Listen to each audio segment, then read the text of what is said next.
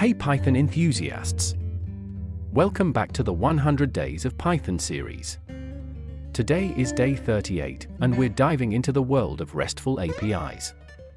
We'll cover understanding REST principles, creating a basic RESTful API with Flask, and making API requests and handling responses.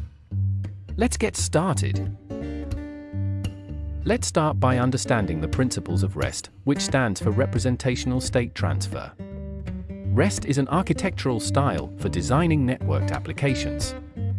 It relies on stateless, client-server communication and uses standard HTTP methods like GET, POST, PUT, and DELETE. In REST, resources are identified by URLs, and you interact with these resources using HTTP methods. For example, GET, retrieve data from the server, POST, send data to the server, PUT, update data on the server, DELETE, remove data from the server. Now that we understand the basics, let's create a simple RESTful API. We'll use Flask, a lightweight web framework for Python, to create our RESTful API. First, ensure you have Flask installed. Let's create a basic Flask app. Create a new file called app.py and add the following code.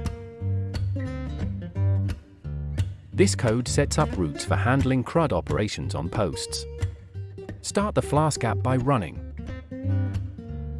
Now, your API is running locally on http://127.0.0.1:5000. You can use tools like Postman or curl to interact with the API. Let's make some API requests and handle the responses. We'll use Python's requests library to do this. First, ensure you have the requests library installed. Create a new file called client.py and add the following code to make API requests.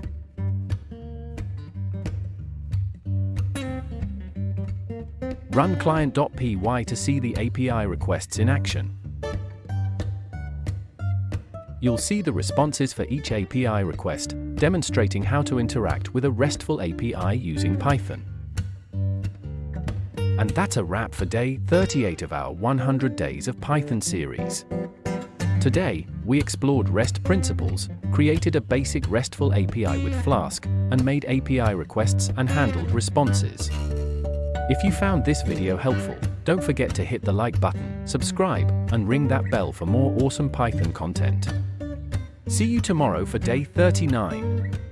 Keep coding and happy learning.